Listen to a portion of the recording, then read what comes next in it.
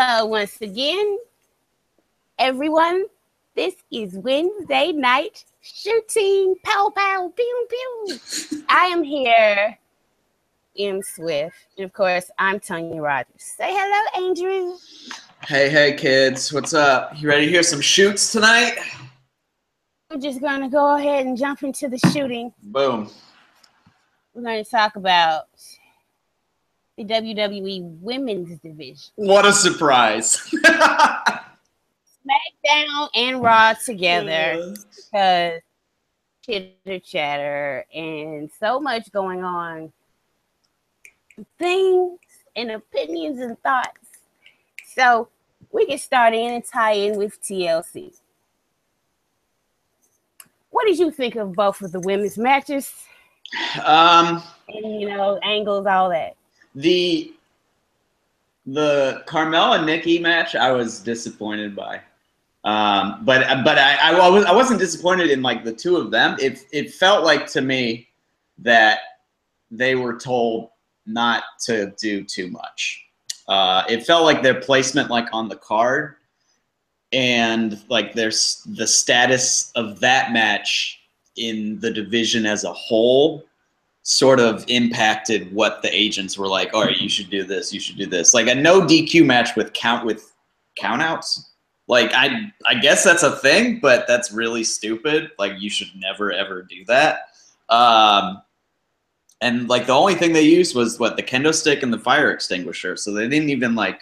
And like I understand if you didn't want to use chairs or tables because there were like gimmick matches with those things later, but you pick up like the fucking bell or I don't know, just anything else. Like, it seemed very tame compared to like the build going in was, a total like they were going at each other left and right and like really, really coming across as like having some real like enmity towards each other. And the match just was like, all right, this is like 7 minutes, 8 minutes. And then Nikki just sprayed her with the fire extinguisher for like 30 seconds, which, is okay. It makes sense that you would have trouble breathing after that. And then she just hits her with her finisher and pins her. And I was like, I felt like I was expecting, it wasn't bad per se, but I was expecting more. And that disappointed me. Yeah.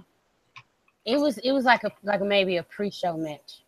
Kind of, a little bit. With a little hardcore splashed in there. Okay, this is my opinion. Either Nikki can't work long matches anymore. Yeah. And if she can't, use her in another way. Yeah. But I'm basing this off of working with Carmella, who I know can't work too long of matches. Like she's the greenest woman on the roster. Mm-hmm. And so asking her to perform, I thought Nikki's side of it was fine. Yeah. See, those who are really into psychology know that just because somebody gets hit on the leg a lot doesn't mean they have to sell that leg. Right. He was selling that it hurt. Because when you get your leg runs into something or it gets hit, it's going to hurt, but that's muscle. Now, when somebody's working a hole or they have a joint or they're going after specifically a knee or a shin bone or something like that, or trying to break something or ankle, I expect you to sell the afterlong effects of that. There's different levels of selling. I didn't have a problem with, she's standing back up. Yes, because she just got hit in the thigh a lot. That's something you can shake off. That's something like there was no need for all of that anyway. I think more than being held back by anything is the fact that they were the first gimmick match of the night.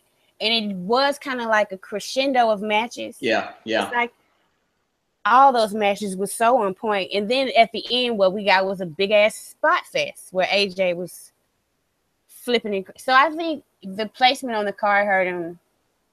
And I think both of the performers' limitations hurt them. It probably would have been much better as a submission match. That submission matches can be no DQ.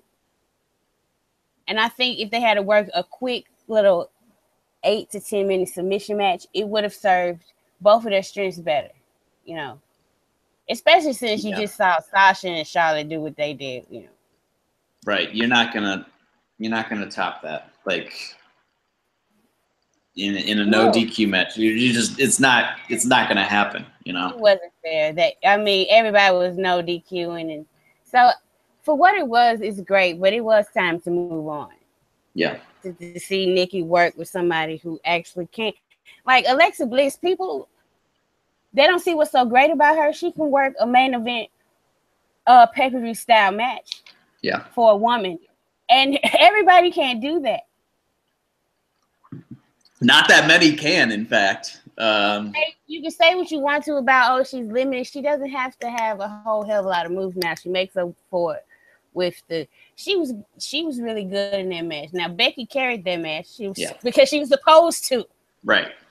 The psychology of that match, I love okay, we know we can't keep throwing these women into the tables, so let's make it they're smart enough to avoid the tables and flip them over. I loved it. I don't see it's okay. Is Becky buried? Let's answer that question. No. I thought all the gimmick matches, other than the no DQ match, used their stipulations extremely well, and like. Not necessarily against type entirely. Wow, I cannot speak. Because the chairs match was pretty much just a chairs match, but it was awesome. But definitely the ladder match and the tables match kind of played against trope, in that both of them used, tables or ladders in ways that's not standard. Like there was that DDT spot on the back of the table, which was awesome, which was great. And like you said, I love the whole. Oh my god, my cat is getting up into shit. Stop. And I love the whole like when they're on the apron and they were like both like holding on. They were like selling the danger of being put through the table and losing the match. So I really liked that they were like really made a conscious effort to seem like they were trying really hard to avoid situations that would lead to them being put in through a table. And I loved that the ending finally came because Alexa just fucking cheated. She raked the eyes, used the ring apron, and then she raked the eyes and then she like slipped off, or like Becky knocked her off. And then because she had been knocked off, she pulled the ring apron around Becky's feet and then did the powerbomb. I was like, that was really well done. So I really like the tables match. I'm probably going to go back and watch it, but I was a big fan of it. What you just described, I think people take for granted that, that's simple. Rake the eye, do the thing, but it's really not. Good at like pulling sequences like that off. So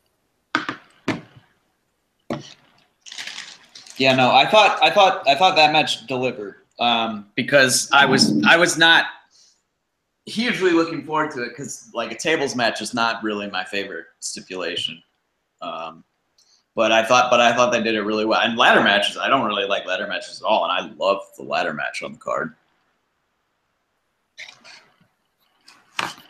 Yeah. Okay, so you're saying Becky isn't buried. But no, Becky is not buried. Becky, all right. Becky was in one of the 4 co-main events at WrestleMania. Always losing, Andrew. Always losing. Yeah, so Sasha loses all the time. She's super over. She was the first woman drafted to SmackDown. She won she was the inaugural title holder. She gets time every week to talk. She's fine. Alexa has looked better. Yes. Through this entire feud. Yes. Yes, that is true. But Alexa needs to look better because she's she's totally unknown to the universe at large, to the WWE universe at large, to the fan base. She just came up from NXT, buried deep in the draft, you know, wasn't even on like the draft special. It was like on the network afterward.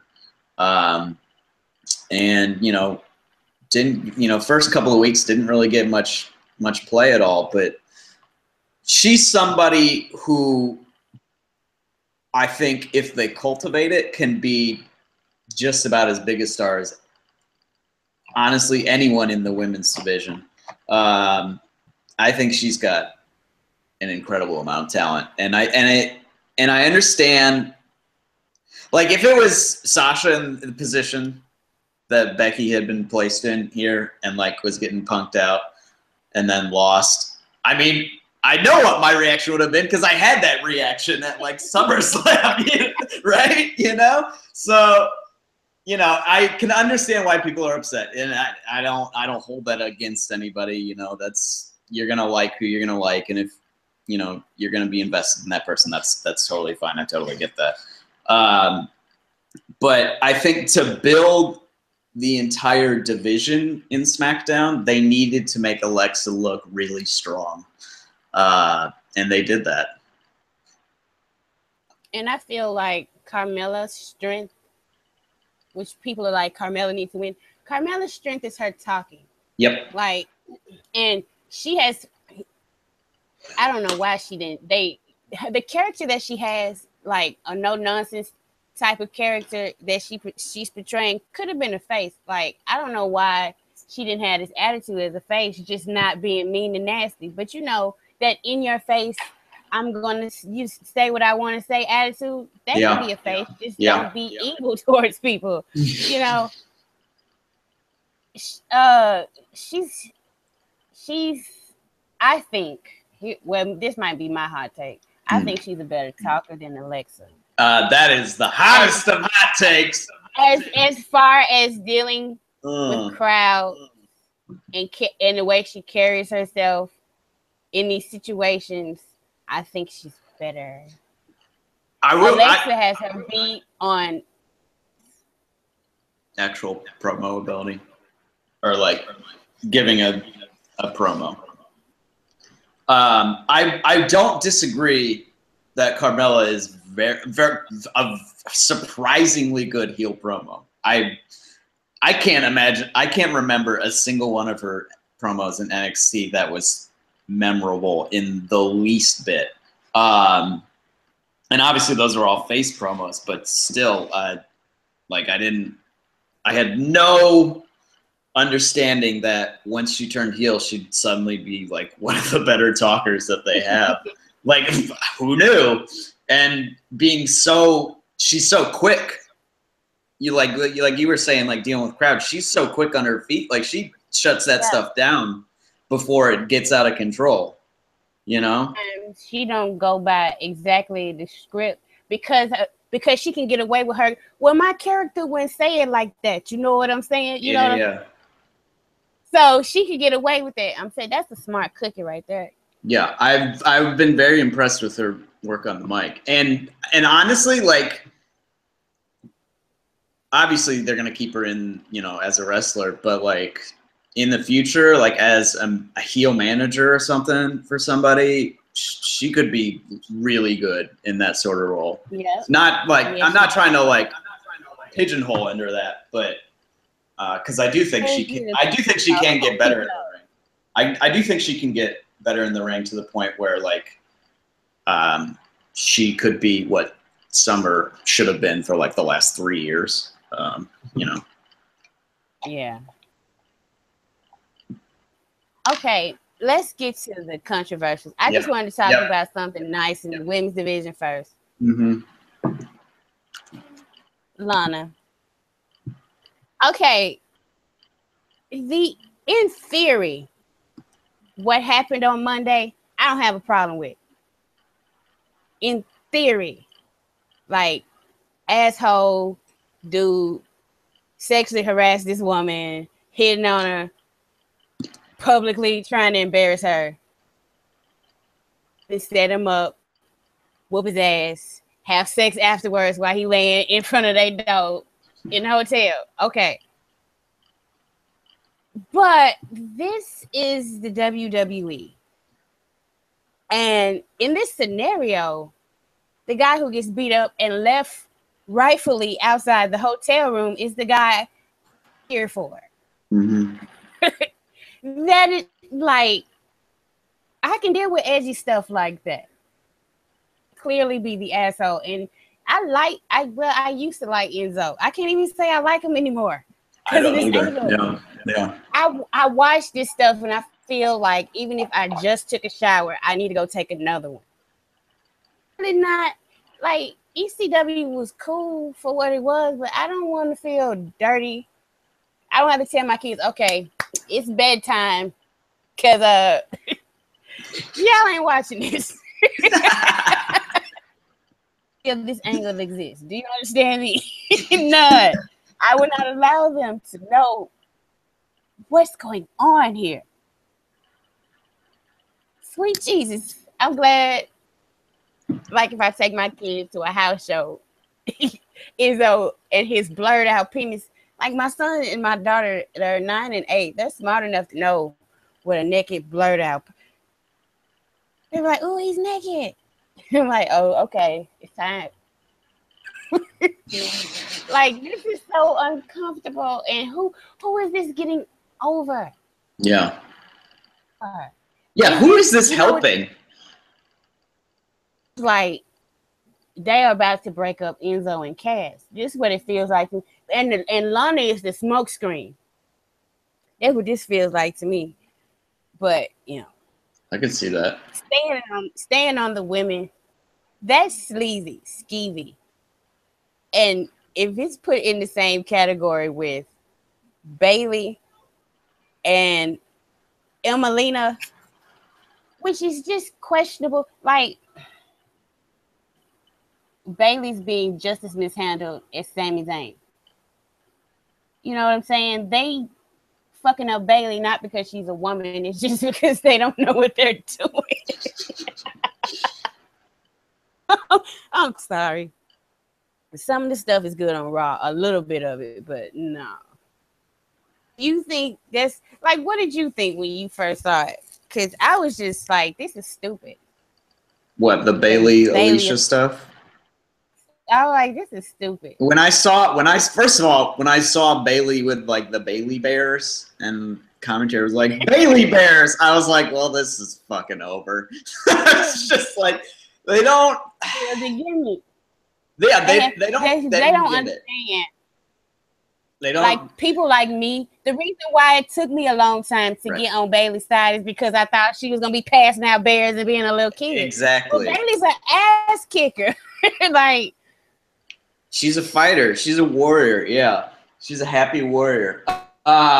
Yeah, it's like they're taking.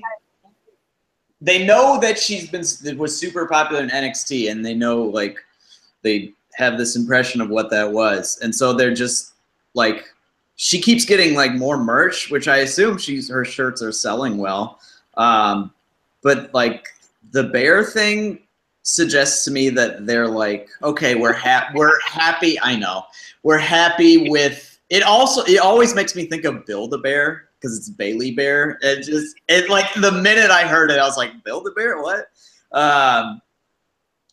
But it seems like they're like, okay, she's in a good spot. You know, we can already start like marketing her like this instead of, you know, telling her story to get her to a place where everyone could like her and, you know, everyone could be in on her. And then you could do a thing like, if you wanted to, I like maybe not as far as like a teddy bear. But I mean, she does like wristbands and all that shit anyway. So, you know, it's on that same path sort of thing. I didn't have a problem with the Alicia Fox Bailey thing because first of all, Bailey's not fighting over a guy. If someone says that, that's simply wrong. All she did was give a fucking teddy bear to Cedric Alexander, and Alicia lost her shit. The problem, the issues here are, first of all, Alicia has been a face, right? She's a face. So I don't know, like I get that her gimmick is like crazy or whatever, but that's not, first of all, we kind of feel like we are moving a little past that sort of gimmick. Like, you can do crazy, but it needs to be like Carmella crazy and not Alicia Fox crazy, if that makes sense. It's problematic in that she just got engaged, and immediately the angle she's put in is about a guy. She's not fighting over a guy, but it's about a guy, at least, which is something WWE likes to do. When people get engaged or married, they all of a sudden start doing segments with the opposite sex, because WWE gets off on that, apparently. And they just don't. They're just not. You know what my theory is on that? Hold on. Well, my theory on that is that Triple H is trying to make a super race super wrestlers. So he wants the whole roster to date each other. Jesus Christ! The hell did you just say? Did you just call Triple H like a eugenicist? Like, that's. Paul is not like that, okay, Tonya? Paul sorry. is a good and decent man. How dare you? I Rude. All his kids are what? What blood they got through them? It's him and a McMahon. All three of them. Yeah, the master plan. He's playing the long game, people. Go ahead. I'm sorry. I just had to. No, it's nice that Bayley's getting time and a story, but I would like the story, because I don't see what they can do with this story to give her meaningful characterization.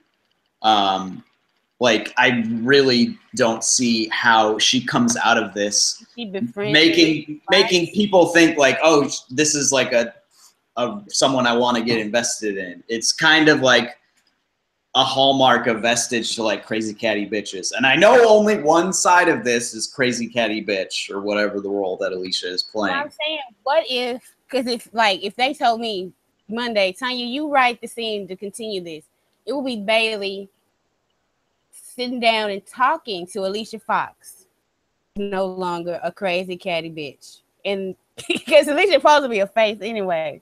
Right. So they kiss and make up and move on to, like, I don't know.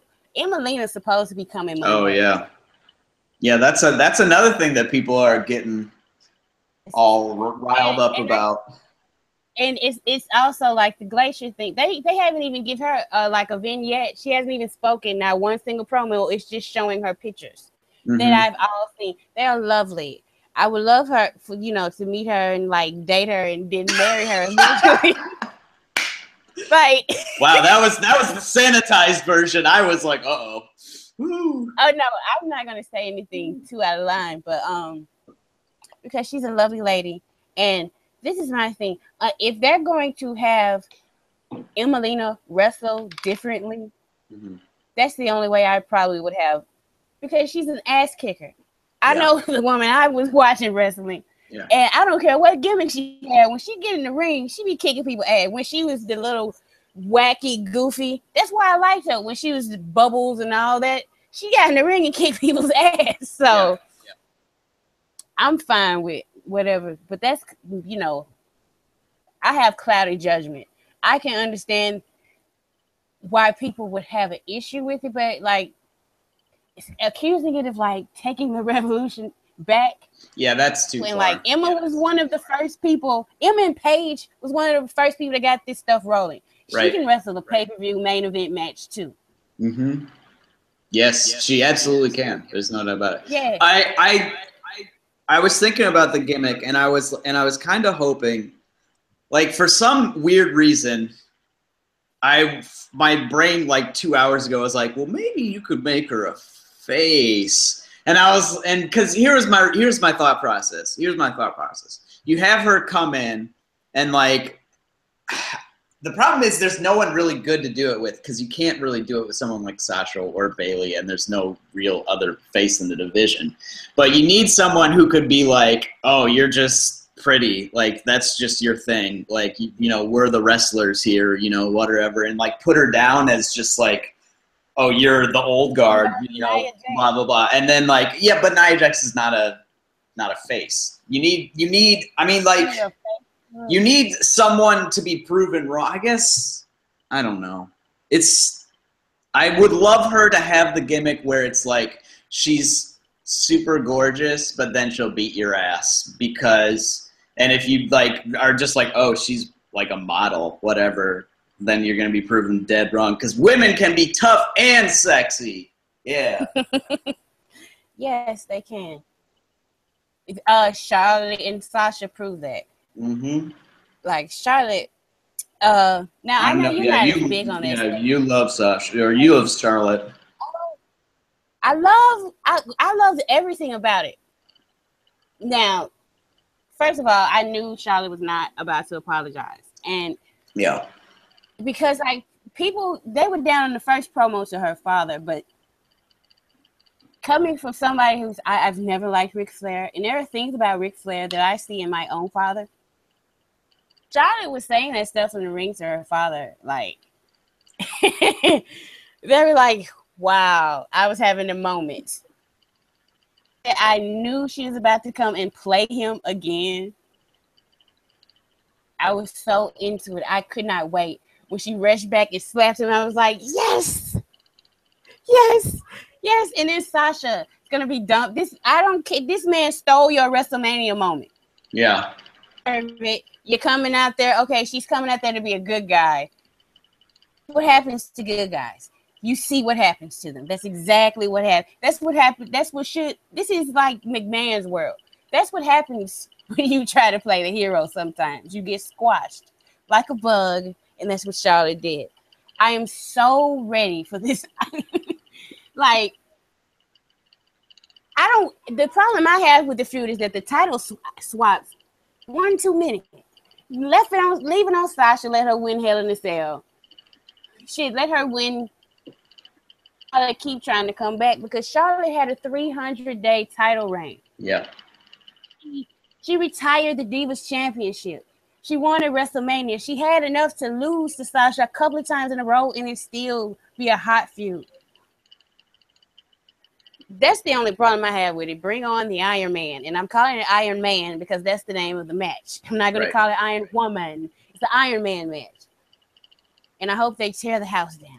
I hope they tear it down. And I hope, even though I love Roman, I hope the crowd random shits the fuck out of KO and Roman. Especially if it's not the main event. Didn't Cole say that Roman and Owens were the main event of Roadblock? I'm almost dead certain I heard that, which is why when he said that, played it up a lot though. So that could be like the co-main event shit. But I don't understand how you could put on an Iron Man match in like the hottest feud you have and not have it be the main event. Like that right there would be a sign that WWE still doesn't quite get it. Like, right. It's like, we can't give them two main events in a row. Why not? If they're the best feud, do it. You know? If they're the best feud with the gimmick, the 30-minute Iron Man match, that's the main event. Doesn't matter if they're women, you know? You send the crowd home on a good note. Well, here's the thing. They might not be sending the crowd home on a good note. It'll be a better note. Okay, so what do you think is going to look worse in Pittsburgh? If Charlotte ends the show standing tall or if Roman is holding two pick your poison. Oh, God. Pick your poison. I'm going to go with Charlotte, too, because Roman can get people over during matches. And, like, I bet he'll bring it big time whenever that match is. I don't know, 10 days from now or whatever, 11 days. So he could win some folks over with just a really good performance in the match, but Charlotte winning, especially if like Rick turns on Sasha, it's just gonna be like this shit. Like that's gonna be the response. It's like, oh, it's this shit again. You think it would be better if Roman were to win? Yes, I do. In the main event than Charlotte. Oh wow, okay. I don't think it's a contest. Like I see the story that they're telling in kayfabe, not just as like a PR stunt with like Sasha wanting to be like the revolutionary for women's wrestling and wanting her crowning moment, and that's why she keeps proposing these gimmick matches, even though she's losing them. I assume she's losing the Iron Man match. But I think it's just every time Charlotte wins that match, it just takes the wind out of the sails of the crowd, you know? And especially like if the worst case scenario does come to pass and the Rick stuff happens, it's going to feel like, oh, we've moved back to like what it was in April or whatever, you know? Like it's back about being Ric Flair being the determining factor rather than like just a contest between these two badass women. And I think that if that happens, they really do risk people starting to just say whatever, you know, okay, same old shit. Like people say that now, but every time they have a lit as fuck match, people are like, oh, that was awesome, because it's always awesome when they have, you know, big matches either on Raw or pay-per-view. But they need, like, they were in such a good spot after the Falls Count Anywhere. They could have just they should have just dropped the rematch clause for, I don't know, make up some reason, or let it stretch out. Like, I still think I've been saying that the Iron Man match should have been the Mania match between the two, because I don't know what the Mania, if you're doing a Bayley-Sasha program in, like, 2 months, with Bayley having zero characterization going into it, like that's not a recipe for success, really. And I know the WrestleMania crowd will love it because, you know, they're the, you know, hardcores and they love Bayley Sasha, but it seems like they're in a good spot and they could have just not run a match at Roadblock or run, you know, some tag match or I don't know, something. But instead they're just going through it, and it feels like it's the wrong move. And I hope they prove me wrong. If Sasha wins, I'll be like, all right, fine. You know what? They did it on a B pay-per-view, but fine, they did it. You know, but the face needs to stand tall at some point, and I feel like I literally feel like they're trying to drag this all the way to Mania, and I don't understand how you can elevate from an Iron Man match. I think it should be like, all right, now we're doing a 60-minute Iron Man match of Mania. It's like, no, that has way less effect, you know, after you actually run the 30-man. I told you, they're not going to do the Iron Man because it's going to be 30 matches already. 30 matches on the card. There's going to be so many. 2-day event. God, it's going to be terrifying. Yeah, TakeOver is going to end and WrestleMania is going to start. They have a Raw WrestleMania and a SmackDown WrestleMania. How about that? First of all, the SmackDown Mania would be like 3 hours long and it would be awesome. And the Raw Mania would be like 8 hours long. And there'd be like 2 really good hours in it. And then 6 hours would just be like, why am I watching this shit? Okay. So let's talk about Naomi. Right. Oh, okay. All right. Oh. Naomi. Okay. There was a tweet they put out about some stupid award that show was nominated for. And they put everybody, like Renee Young, Lana, and Maurice. This is their first season. They are in the tweets. Instead of putting Naomi's face, they put Alicia Fox's face. Alicia Fox is more European looking. Let's just be honest. Like, everybody's afraid to say why they replaced one black woman with another one. I'll just go ahead and say why. They like the way Alicia Fox looks better. Lighter skin. Yes. You can fuck all the bullshit of whether you think she sucks or not. She's on the show. She should have been mentioned. Now they're going through a whole change in the picture and taking other people out and making up lies. I tell you the truth. This is a professional motherfucking company. Whoever sent that photo out knew exactly what the fuck they were doing. And because you get caught with your pants down, the he, the hard, and all these people that are apologizing, talking about Naomi sucks. And this and it. No, that woman has worked hard. She made some fucked up botches.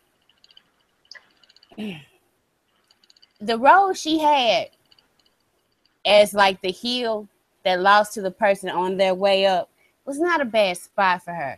And to me, it makes no sense. And when you draft her and her husband, and you turn her husband heel, you turn her face. And like, more sense with the gimmick she had that almost matched the gimmick they now have. That she wouldn't be with them. Wouldn't that make more sense? Wouldn't that help getting that whole thing more over? Yeah. Naomi is a way better talker than people give her credit for. And she can talk way better than what's up, Oos. They still needed some help with talking. And Naomi would have been there to fill that gap. SmackDown is the show of opportunities for some people. Where the hell are the Usos at anyway? Yeah, where are they? They've just disappeared. Poof. So to me, it's when there's smoke, there's fire. Something in the milk ain't clean. Something going on. Yeah. Something going on. Yeah, you know when Summer and Winter Ray are tweeting in your defense that there's some shit going on backstage. You know. Thank you, Sasha Banks. Yeah. Mercedes don't play. Like, yeah. She says she speaks her mind. She speaks her mind. Your back. That's one thing I love about that little woman. So it may not matter to nobody else. And they're just fine with her not being on SmackDown Live. That's cool. But she does have fans. It's a talented woman. She's just not being used to her strength. I would never say put the championship on her. But I was a big fan of Sean Waltman, and I would have never said put the championship on him either. You got to have these people to fill in the gaps. It can't just be jobbers and main eventers. That's why Ellsworth is in the main event. Oh, boy. It's the truth. It's the truth. If you have nobody, the people in the middle are really supposed to be there to fill in character gaps. And a lot of these enhancement talents like Breezango, these people are supposed to be helping the bigger characters get who their character is over. Who was The Rock without these peons that he came to make fun of? Who is Stone Cold without having to go out at a useless match between two mid-carders and stunning the fuck out of them and then leaving? So you can't just like, oh, I only care about this person and push this person and push this person and like, you confused. You just know insider terms. You don't really understand what they mean. So you want to talk about the rest of the week? The men aren't very interested, to be honest. Right? Like I was. Here's the thing. I was watching NXT and I didn't even watch the main event, like the Joe Nakamura rematch. I was just like, I don't care. Let's not ignore them. Right? First of all, the Daily was like the match was bad anyway, so I was like, all right, well, I didn't miss anything there. But yeah, the only thing, I mean, NXT was fine, but like Nikki Cross and Asuka staring down, I was like, oh shit! I went all caps for that, and I mean, it doesn't take all that much to get me to all caps Andrew, but yeah, I reached it very quickly when I saw that interaction. Did we talk about Lana? We gotta talk about Lana, don't we? I mean, that's because I don't know. That's a lot of deep stuff. I would suggest she leave the company. Right. I mean, if she's if she's fine doing this, that's fine. I think it's gross. Yeah. And it doesn't serve to help anybody. And like I've watched Vince McMahon long enough to know when he's ribbing people, and when he's fucking with them. Yeah. And he's fucking with them. Oh, big Both time. was real. The line that Enzo had, like, once they put their business in public, it became my business. Like, Yes. this shit is like over a year, like almost a year and a half ago that happened. You know, it's like, come on, why are we still going over that? Seriously. But I did just see a tweet from her that says she's wrestling a singles match tomorrow at NXT St. Petersburg and Friday at NXT Winter Haven. So who knows? Who knows?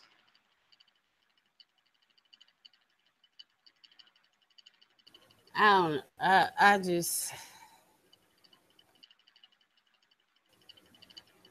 don't know, man. I'm confused about so many things. Like, why? This is leading to Cass versus Rusev, and like, I'm just gonna be honest. I think Enzo, Cass is lumpy, and he's like doo doo doo doo doo doo doo doo. Like, he's like, I don't enjoy watching him work most of the time. Like, I don't. Cass except when he starts wrestling. But I can see he says Shawn Michaels is an inspiration to him, and I can see when he wrestles, which they don't let him do. When he wrestles, I can see that he does have inspirations. In the cruiserweight division, they probably would get over like this, like they're trying to, but I don't know. I think the end result, like, if they're just gonna shuffle around Lana and have like eventually every male face on the roster insult her. Yeah. And then after that, I have no idea. Turn her face and then start on every male heel. And every heel can do it, yeah. I don't know what they're getting out of this. It's like the thing with Vicky, to me, almost, where they just like had to remind you that how fat and disgusting they thought she was. They have to remind you how much of a slut they think Lana is.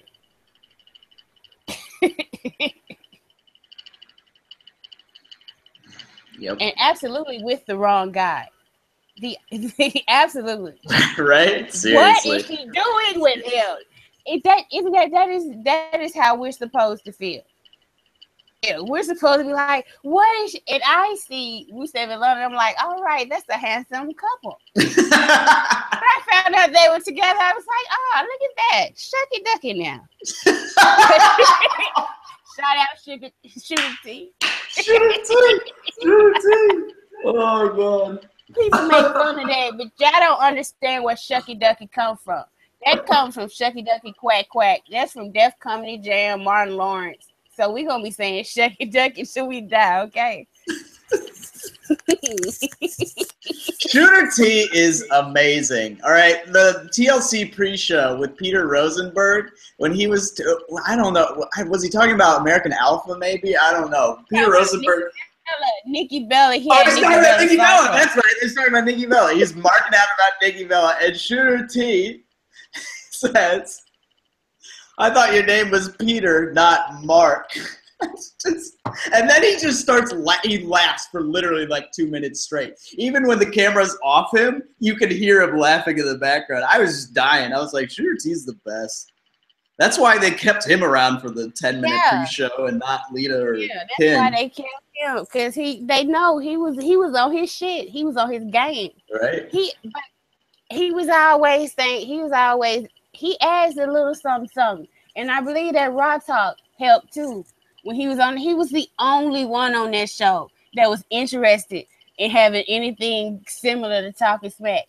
And to the point where Booker T, I believe, like they went to a break or something, he was like, you know what? The rest of y'all can hang back. Just shut the fuck up and let me do this. I can see him saying that. Talking to Brian Kendrick, he was like, y'all can just shut the fuck up.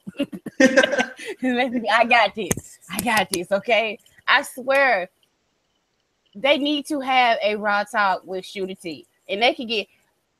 I would say Tom Phillips, but they got him sitting at the SmackDown booth for no reason. For no damn reason. He talks once every 20 minutes, and every time I'm just like, who the fuck is that? Oh, it's Tom Phillips. I'm just like, why?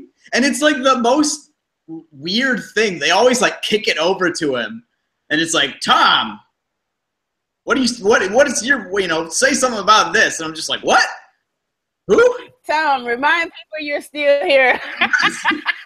Yeah. So I don't understand that 4-man booth at all. It doesn't make any sense to me at all. I do love that literally everybody in the booth shits on Morrow on being on Twitter though.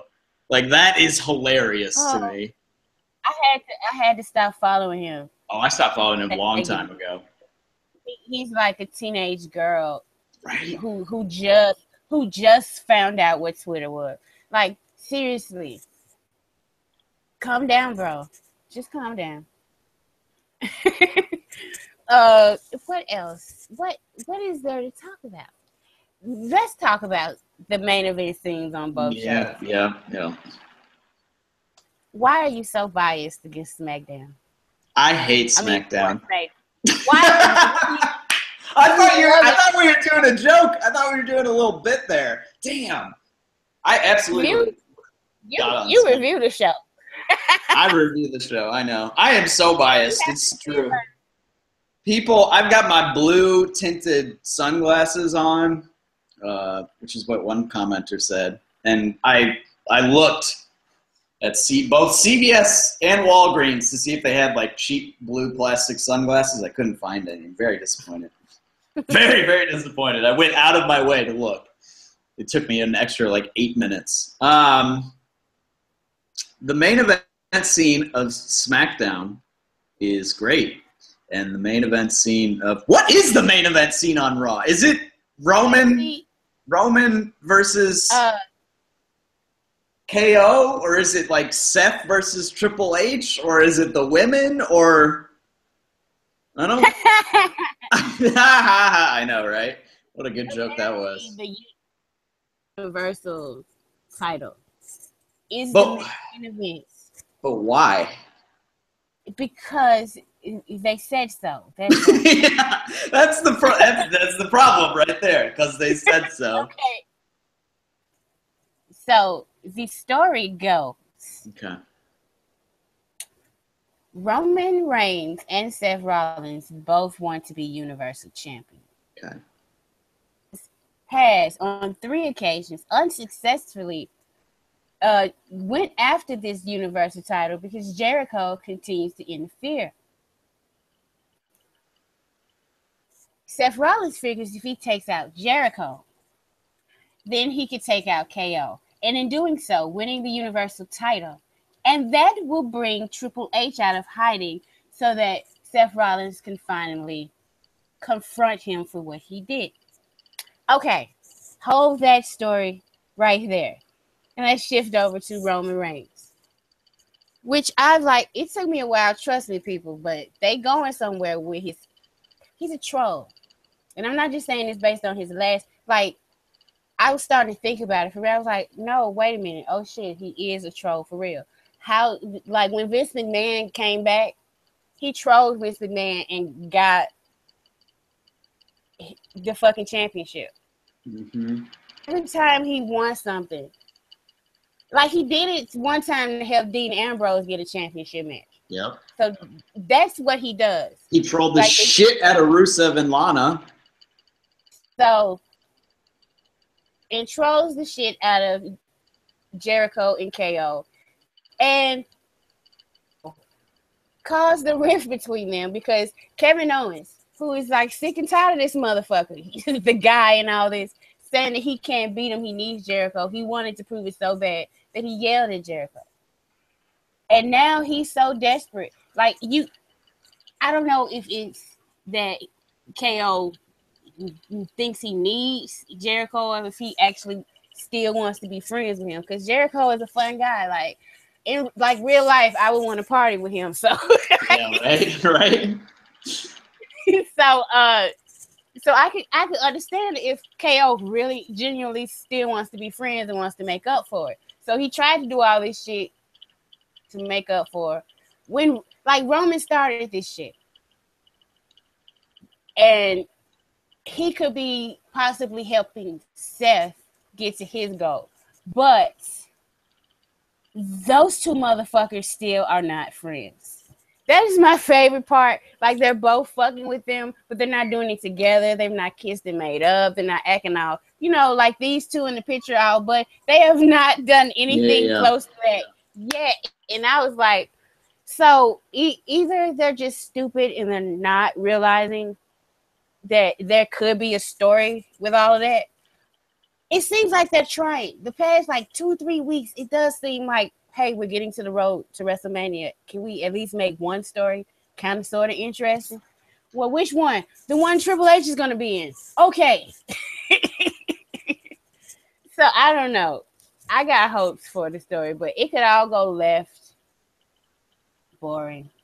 But there's some intrigue there, but it all depends on if Jericho helps Kevin Owens defend the Universal Championship, to me. Or if he's able to, because Seth Rollins plans on fucking him up before then. Do they have a match? Yeah, Seth Rollins and Chris Jericho. That was one of the gifts Is that KO gave. Is it at Roadblock? Yeah, at Roadblock. Another match, yeah. Okay. Another match.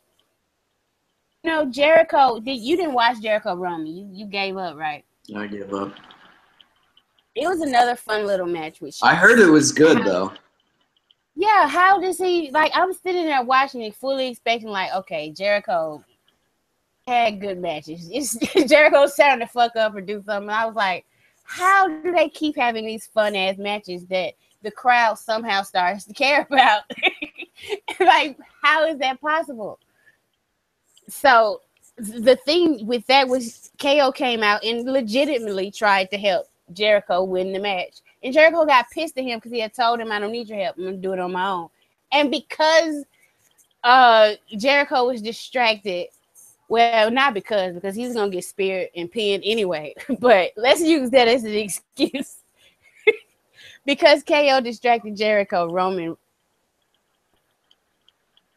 So they're trying to tell some type of story here. The point is that they're telling it with the two heels and not the two faces. Remain unlikable throughout all of this. Right. To cheer for the reason the person to cheer for is Jericho, because he's the one that was disrespected. Shit. Roman Reigns is just a troll who wants a championship, and Seth Rollins is the selfish prick who wants to prove something to his surrogate father. Who wants people to cheat for him again and not the other guy. Right. Exactly. So I'll tell you what, when Seth started talking and he dropped Paul's name, I was like, oh shit. You know, I was paying attention to that part. And then he was like, I know what I need to do to get Triple H to, like, come back or come out of hiding or whatever. And literally the thought that ran through my head was like, end Monday Night Football. I was just like, I was desperately hoping that Seth, like, I know it would have been the biggest breach of kayfabe, like, ever. But I was so hoping he'd be like, just in Monday Night Football, and Triple H will be back on the next week. I guarantee it. So I'm just going to wait this one out for like 2 more weeks or whatever. But that was immediately that went through my head. Raw needs to make some good decisions stick is what they need. Because there's some stuff there that can be really good and is really good occasionally. But then they do something, and it's just like, oh, this shit again. Like we were talking about with possible finishes to Sasha Charlotte. It's like, oh, this again. Instead of being like, yeah, that made me feel good. You know what they need to do?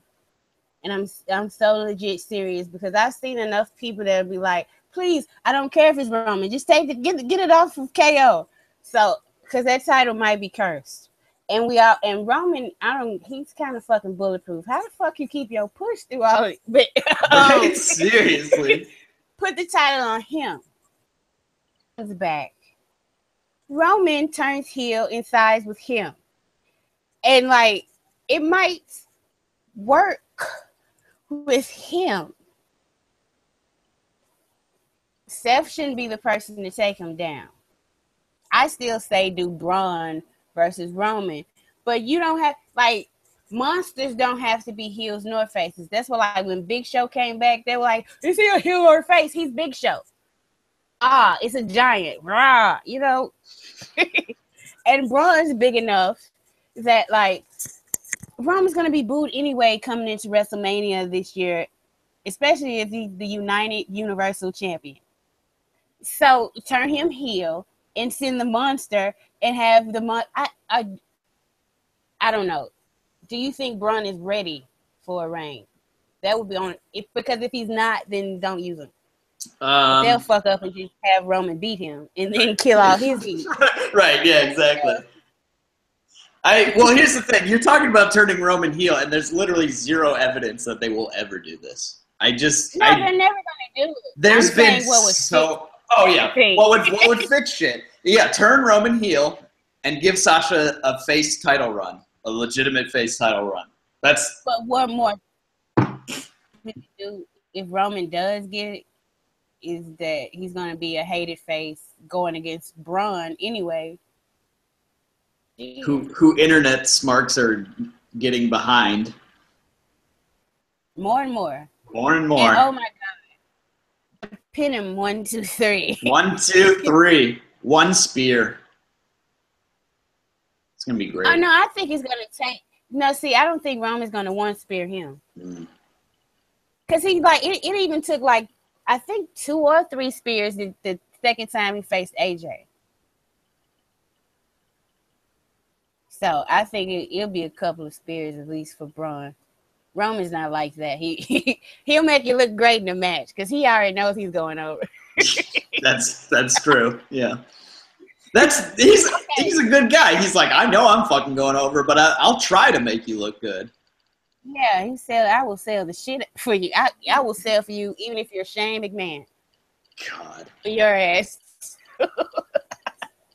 So SmackDown main event scene in limbo a little bit until AJ Styles recovers from bumping like a madman this past Sunday. Like a crazy madman.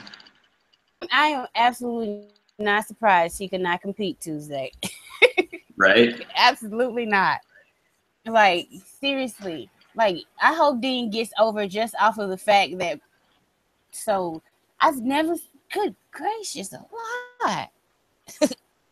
Like, he did a lot of shit in that match. Like, he took an elbow on an announce table from another. Okay, there was a ladder on top of the other announce table. Yep. And then, after this is when he did the springboard 450 splash. Through a table to the outside. Outside, yes, dude. You need a spot fest, a beautifully done spot fest. Yeah. Call Alan. Call Alan. He'll give it to you. Alan will deliver every time. Every single time. Every single time, right? Ah. Yeah, but you came around on this angle. You were not into this, and it didn't make sense to me that this lovable loser, this shucks motherfucker, all of a sudden turns on the person who really helps him every step of the way. And then like I watched Talking Smack segment, and I was like, this motherfucker just did a whole 180. He ain't even sitting in this chair the same way. Like, I'm starting to get on what you guys are saying about how he is good, because he has different in a different inflection in the way he speaks. Mm-hmm. Everything is different. And I was thinking about it Monday because I had to think about this hard, because even though I wasn't enjoying him, and like, when I'm not gonna be dying to see him wrestle until, you know, he showed me that the things that I like in the ring, he can provide. Right. But as far as like character work, dude is very good. And I like the story, especially now that especially when like Ambrose was talking about he was shocked. And I was like, and the Miz was like, why are you shocked? You used this dude. And I was like, wait a minute. Did he really use did Dean Ambrose really use James Ellsworth? Or did James Ellsworth use Dean Ambrose? Dean was pissed off at AJ. And this man got him not only the first win off of him, he got another win, a championship match, 2 championship matches now, actually, and a SmackDown Live contract. And all he had to do was get his ass kicked, which he is. Nobody can take an ass whooping. He comes right back. He's like Jason, but like if Jason wasn't like physically intimidating, it's like you could fuck him up, but he keeps coming back. Like he has to cut his heart out or something. Like motherfucker is tough. He's still around. He's still here. He got fucked up last week. He's on the show this week. Like I'm like, okay. I'm kind of mad, but then I'm kind of not. Because if that's his thing, where like, I don't care how bad I get the shit kicked out of me, I will be here next week. Like, yeah, he deserves that contract he got. I never doubted that. I was just like, and I still don't want to see him wrestle, but I have warmed up to the James Ellsworth story, especially if he's like evil mastermind little fuck. What? Yes. That's right up my alley. So yeah. I'm sorry for people who don't like him at all. Right? People who still hate this guy, they're missing out. This is a blast. His line reading of "You're ducking me, Styles" was incredible. Incredible. When he said it, I died. I was like, look at this little fucker here. Like, no, see, you had made me feel sorry for you at one point. I do not. Get Rambo. And the thing is, the turn was not out of nowhere. It was actually telegraphed last Tuesday when he was like, oh, I don't know, maybe I should want AJ to win because I've got his number. Like you could see the thought already percolating inside of him. If you go back to the Tuesday, the Go Home show, and you watch it with this context now of TLC and SmackDown last night, you'll be like, oh shit, this guy was he was on the path to where he ended up on Sunday night, you know? But it's just that people weren't seeing it because they had no reason to expect that, you know? And, like, I know people were like, oh, he's probably going to turn or whatever, but they didn't understand why or, like, you know, how or anything about that. And I think the guy has been just knocking his segments out of the park. And I think showing up unannounced on Talking Smack on Sunday night was just unbelievably good. And Daniel Bryan was so good in that he was so upset that he interfered in the championship match on SmackDown, which hadn't been in a big pay-per-view match, hadn't been done before, I guess. Brand split didn't know interference in any of AJ Styles cheated. Yeah. Cheated for him. Right. Yeah. Okay. So in the World Championship matches, no interference or whatever, and he was like, that was the one thing we had over that stupid Universal. I love Brian just shoots that stupid. That was not like I know I was saying my. It was like he didn't even mean it was unconscious. It was that was literally like Bryan Danielson's thoughts about the Universal Championship. Stupid. But the way that the look that Ellsworth had on his face was like it was a hint of remorse, and then immediately it went back to like he was like, oh well, if I win, you'll be happy though. Like, you know, there was like a hint that he like was going to get through to him. And then it just went, cause the dude, you know, if you pluck a dude, a 31-year-old dude who looks like that, let's be real, out of Baltimore out of randomly like some indies around in the mid-Atlantic who's done like nothing big really in his career. And then all of a sudden you put him and he's on SmackDown Live like every week and getting big spots, you know, and going to Scotland and shit. That's going to go to your head. Like, that's going to go to your head. And he has sold that journey of like the fame getting to him, I think, extremely well. And I'm really excited to see where they go with it. I was bummed that they did the whole like, oh, AJ can't compete, because I was like, shit, I wanted to see this championship match. But now that it's like dragged out even more, I'm even happier because that was the most I've ever liked Dean Ambrose. I'm like, I don't know if you saw me today, but I was like, Dean Ambrose is great. I was like all in because him just music hitting, walking into the ring, rolling right into the ring, walking right up to him, kicking him in the gut, dirty deeds, walk right back out. That was perfect. That was literally perfect characterization for Dean Ambrose. And I loved it. And I loved Styles' reaction too, who looked like he was just dying. He was just like, oh my God. It looked like Alan Jones was like, man, that was some really good television we just put on there. That was some good shit. Yeah, so I don't know. I like am a person who, you know, when I got down on Wacky Dean being in the championship scene, my thing is like I want some gravitas or seriousness for world title programs, but I feel like this is kind of comedic, but it's also quite serious in that it's showing how easily someone can be tempted by like success and notoriety.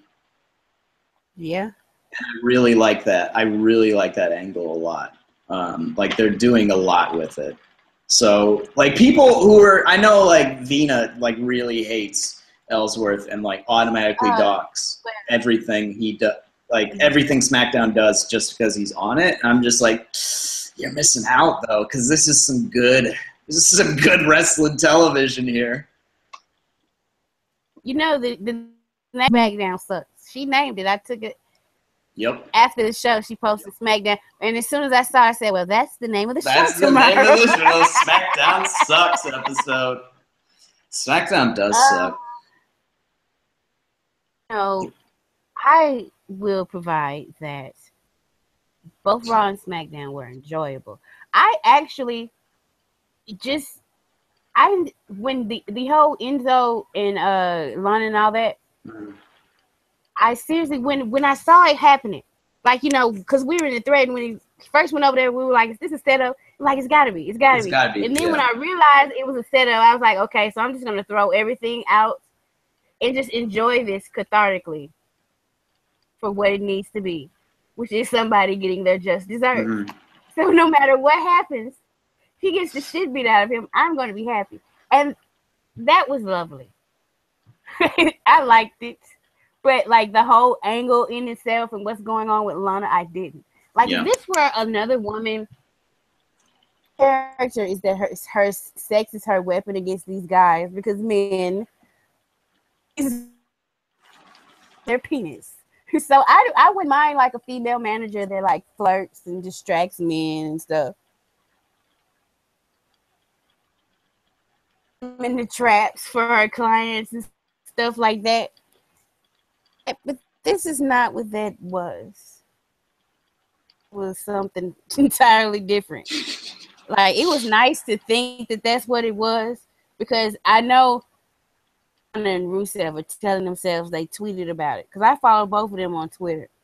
And that's exactly what Lana said. And Rusev thanked her for making it the plan.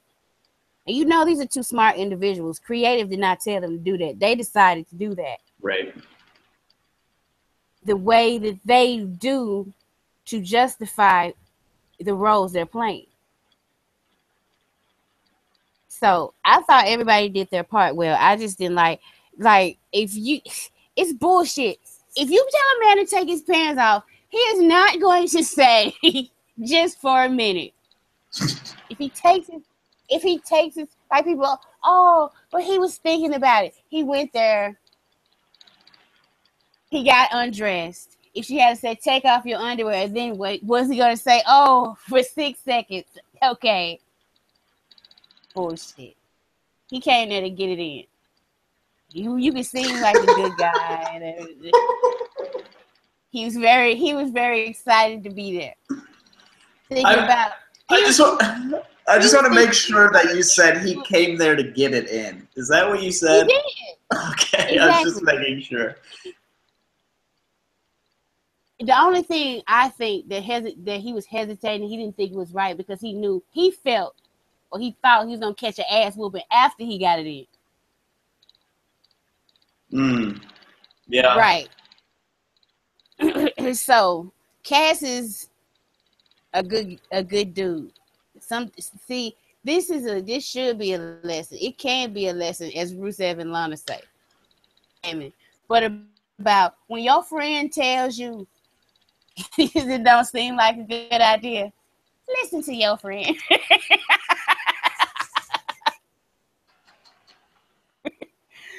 Oh Lord, watch. By WrestleMania, either Baron Corbin or Big Cass is going to get the most eliminations in the Rumble. I would be all in. I would be all in for Corbin tearing shit in the Rumble. He's been really impressive. He has. He really has.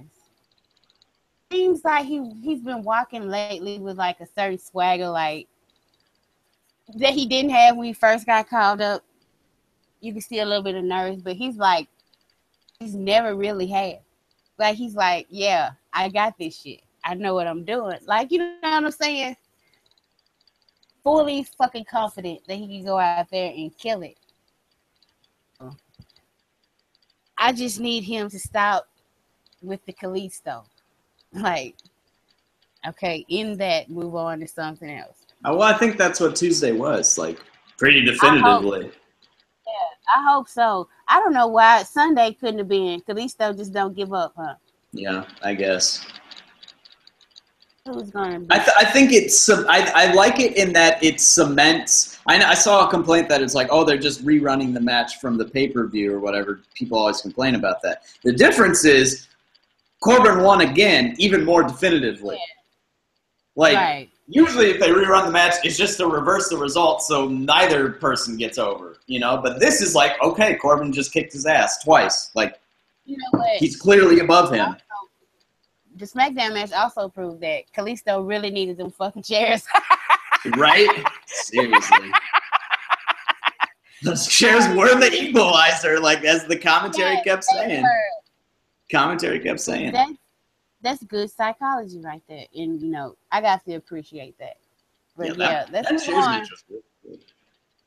Oh, yeah. See, there are some people who, for some reason, cannot fathom that Vince McMahon is trying to court two different audiences with the way he's booking both shows. Mm-hmm. But if anything, like, if the stuff they did on Raw, like the going to different places, have a long fucking show. Let's do some on location type shit. Let's mix it up. Have a press, like, they should really have, like, KO something different instead of just coming down and doing an interview backstage, yada yada, like brawling outside and shit like that. But then you have SmackDown, which is very layered. They do, like, the Wyatt story is so freaking nuanced that if you don't pay attention, you might miss something. Yeah. So both shows are clearly different. Ridley is structured differently. So you think he's writing shows differently to court the same people? Like, I don't know.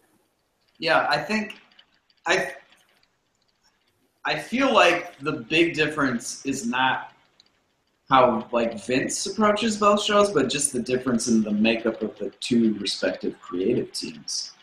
And I think Vince, like, is totally cool with that, you know?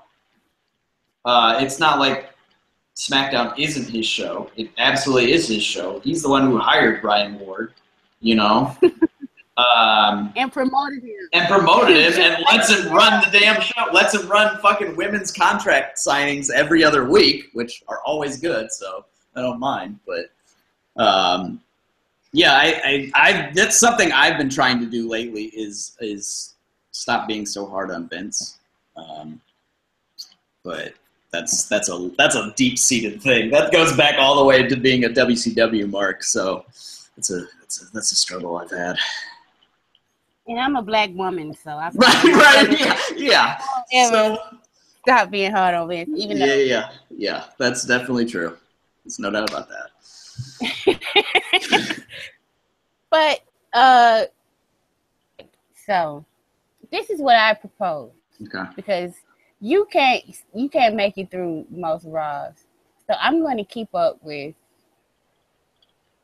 the story that I think they're trying to tell on Raw. Okay. Because like certain people were asking me when I was like, well, I don't think the story it's working. They were like, well, why this and why that? And I was explaining. They were like, oh, I didn't watch Raw this past week. I'm like, so you can't say they're not telling the story. You don't watch the show.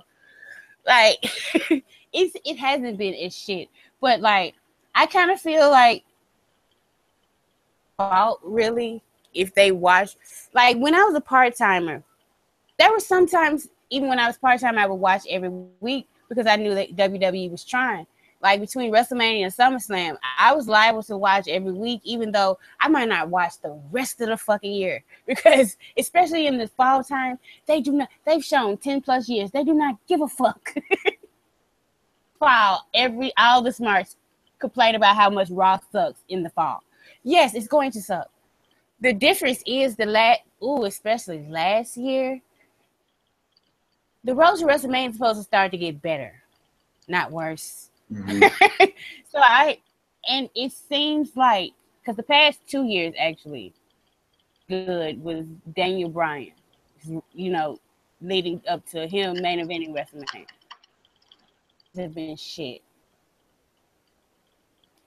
And I just hope, even though Roman is going to be involved, that they can fucking get their shit together just a little bit and make the story good some fucking how. Because I know he's going to be in a big match. I dread it, but just have him have one fucking halfway decent road to WrestleMania. Please. Shit. What, you mean the tug of war over the championship belt on the go home segment wasn't good? The one versus all Royal Rumble. In which Triple H got the biggest pop of all. Oh, man. Woo! Paul, what a genius. The just obvious, having Stephanie stand before the crowd and just say, you are shits beneath our shoes, and still boo this son bitch. Yeah. Third year, come on now. Here's the thing with that promo. Wrestling fans are at the point where they take that promo, but everyone is such a smart now, and I hate to use the phrase, but it's true. Everyone is a mark and a smart, but they use their smart part of their brain when they hear that promo, because they take it and they don't apply it to storyline at all.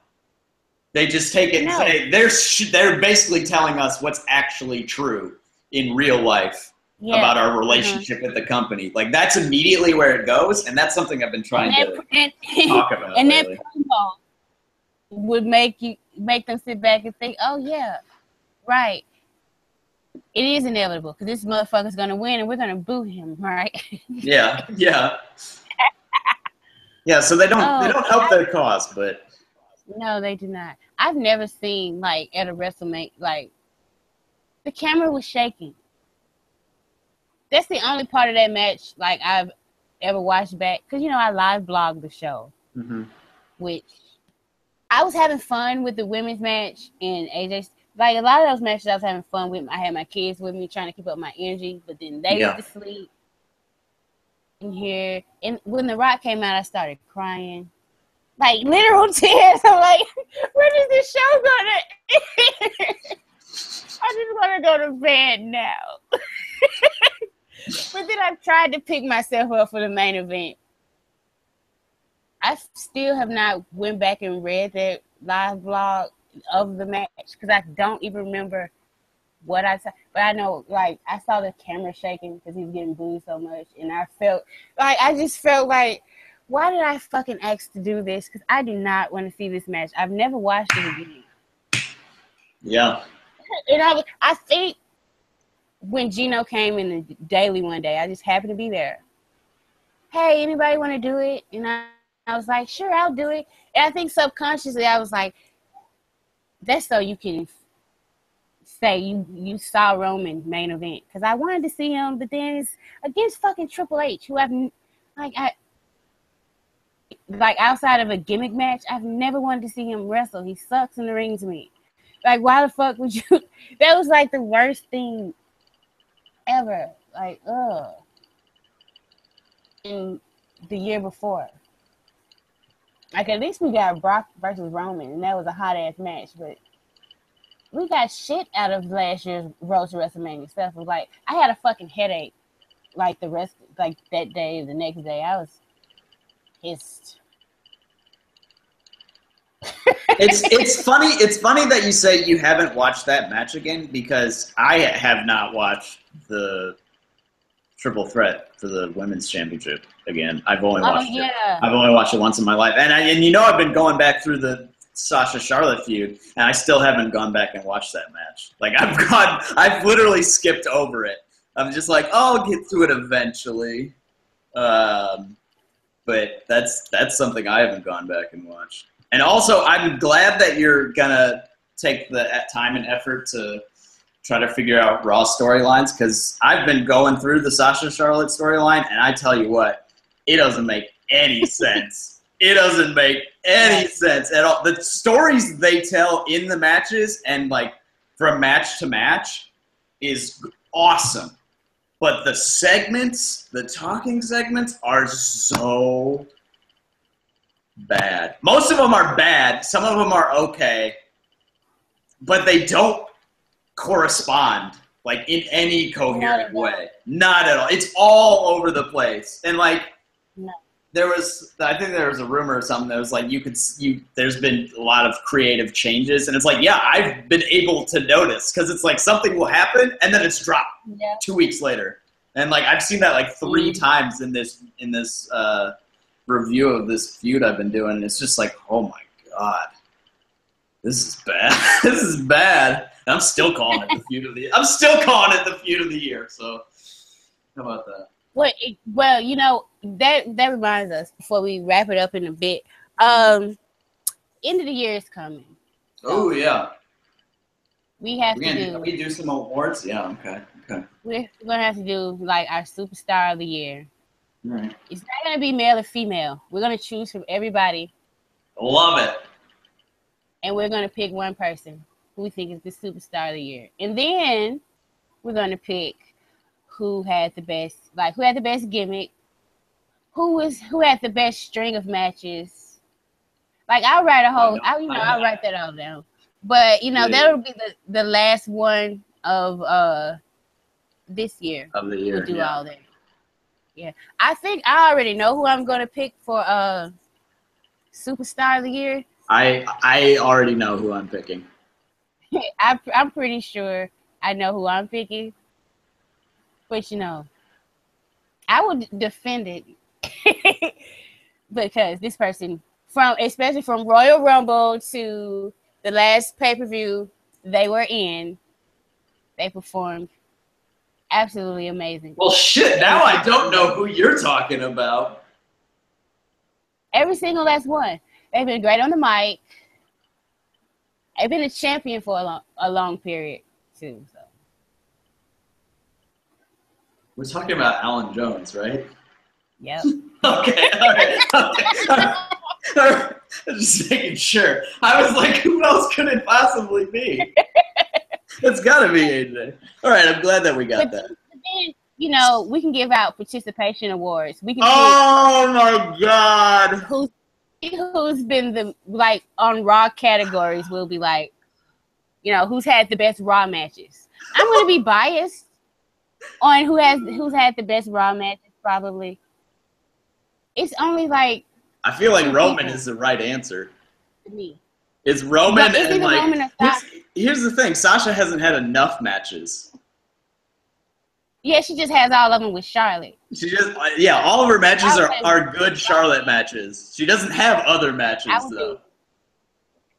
Roman, Sasha, Cesaro, and Sheamus. Those four are like for me. Yeah. Like nobody else is on the list. We could do worse. Like who is the worst superstar of the year?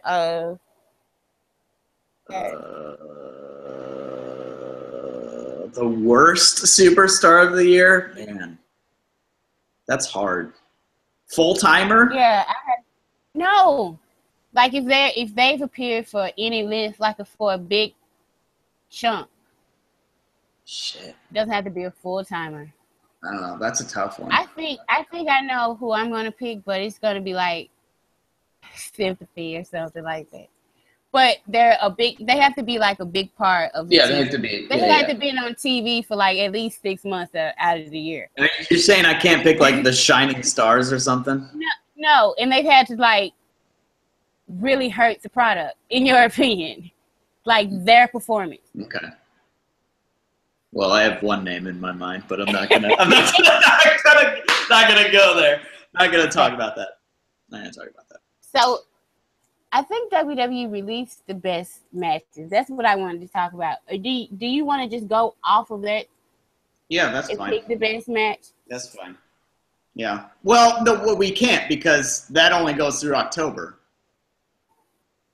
Yeah, we can pick. Yeah, you're right. I think we can pick whatever. Yeah, also, does it include NXT? It included NXT matches, yeah. Yeah, it included NXT, but it stopped in October. So. It didn't include my match of the year, which was DIY Revival from Toronto. Yeah, and I also, because I disagree with you that SmackDown was the best like TV of wrestling, I still go Raw after Battleground. I do. I still go for that show. I do. Really? I swear I do. Really? Just for personal reasons. Yeah. Because I thought Roman was out of the main event at that point. Oh, that's right. I remember you. You were giving all hails. All hails to Triple H, thinking Roman was. Oh yeah. Thinking Roman was out of the main event. That was those halcyon days. I know I'm not supposed to, but it's both Seth Rollins or Finn Balor's fault that Roman's in the main event. I stick to that. Yeah, I don't. He was wrestling in matches against Kevin Owens, and that was supposed to be who Finn Balor was against. And every time that they're like, why is he having another match with Kevin Owens in the main event? I'm like, I'm just as pissed off as you, sir, because this is supposed to be Finn Balor. Oh man, that's funny. So next, what? Just thought about why Triple H did what he did to Seth Rollins. It's because Seth Rollins was bragging about injuring Finn motherfucking Balor. Oh my God. We got it. If they do not do that. There it is. He did do that, didn't he? Yep. God, that makes so much sense now. Holy shit. There it is. Right there. He was bragging about injuring the golden boy. Yes. Boy, if someone injures Sasha, they're going to be in deep shit. Wait, maybe that's not his favorite, though. Let's not go down that road. Let's not go down that road again. No, the point I was making was I don't think he's more happy about Sasha than he is about Charlotte. I don't. I've seen him look at both of them that same way. He was taking all the marked pictures with Charlotte first. Yeah, that's because she was winning everything. Yeah, and who was booking her to win everything? Vince? No, in NXT. He was taking all the marked pictures with her. Was he taking marked pictures with Charlotte way back when? Flair. I bet you could find a lot of them. He loves that family. Why do you think Fizzy be talking about Charlotte signed the papers so he can get adopted and become a Flair? Fizzy's ridiculous. Fizzy. But it's true. Yeah, we'll not go down that argument again. Becky is Stephanie's favorite. Yeah, that's what the scuttlebutt is. And I don't know why we believe that, but like everyone believes that. Was there actually a report that was true?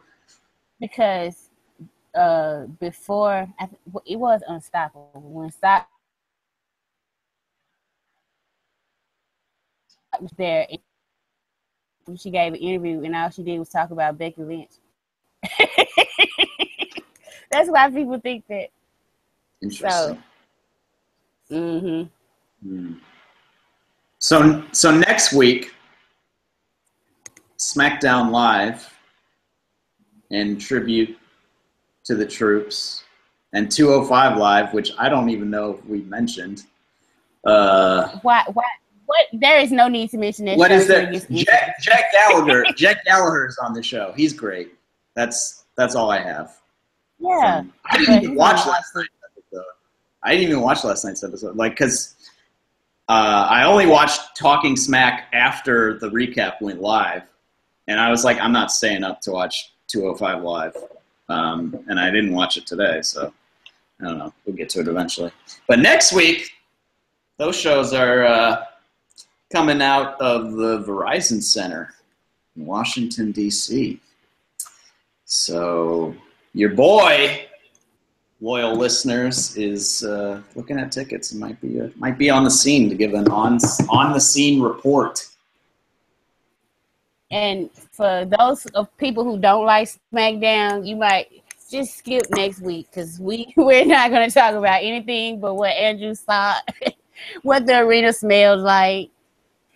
That's true. Like, seriously. Yep. That's the weirdest thing. Like, when I got my front third row at the house show. At the house show, yeah. And I sat down, smelled like, especially somebody did a big move and there'd be like a gust or something. All I smelled was like baby oil. And I was like, I'm missing Apollo Crews like wrestling when I walked in. They were like the opening match. So I was like thinking, like maybe they had it. But like, ooh, Alberto Del Rio. Like he had on so much baby oil because when he was out there wrestling Cesaro, it was just so loud. So I was like, I want to know who on SmackDown just like bathes in baby oil. Isn't it? Don't we know? Isn't that Randy Orton? Like, don't we already know that to be true? Like, I think this is a known quantity. So yeah, so that could be a lot of fun, folks. Yeah. But the whole thing about, like, sometimes just take a breath. I have to tell myself that too. Because I had to take a breath this week with the whole Ellsworth stuff. Like, I don't know what to tell people, like, if they don't like it, then don't watch it. Because I was close to, like, giving up. Like, if they had to pull something that I really wasn't into, I was going to be like, well, yeah, I'm just going to skip this part. So, Raw continues to be Raw. And SmackDown continues to be SmackDown. Right. Is it crazy that as much as I don't like Triple H as a wrestler performing in the ring, that I'm looking forward to him, because it seems like that means something big's happening, you know. Yeah. With some, you know, it's something meaningful. It's like they go for these big moments, but like it feels empty sometimes. I don't know how to explain it, but like it doesn't have any meaning. So hopefully I think they should bring back Triple H as a face, as his as his, this literally just came into my head. It's a crackpot. As his like NXT dad, like promoter of women's wrestling guy. Like that should be his face character. I think that'd be great. And like we could see him, like they'd do backstage stuff where it'd be like him advocating for them to be the main event. I think that would be hilarious. That's what I want to see from Paul. Well, there, you know, once again, a man has to come in and tell everybody that this is important for women. Yeah, that's annoying. Yeah, it is. That's annoying. But Foley's been like a little quieter the last couple of weeks, right? That's been my impression, at least. He was quiet for certain. Kevin Owens was like, see, I think that, and I've been saying this, he's just not capable of like performing at that level anymore with promos. Because Kevin Owens came out and did his promo and made the matches for pay-per-views and stuff. And I know people might think, oh, well, that's weird. They try to explain away as like 3 gifts he was giving to Jericho. But no, he was coming out and basically doing Foley's part and his part together. And it came off kind of odd. Like, who? Foley? Why isn't Mick Foley not out here? And it's just like, do we gonna lose his job? And they're going to replace, like, I always said Mick Foley was there temporarily, so Triple H should come back and take his place. I just hope this version of the Authority does not suck the life and soul out of everything. Right? Seriously. And the only way that's going to happen is if they let Roman turn heel. That's my last thought for the week. You got anything to say before we get up out of here? No, let's get the hell out of here. Alexa Bliss is awesome. That's my last thing I have to say. She is. Good night, people. Bye-bye.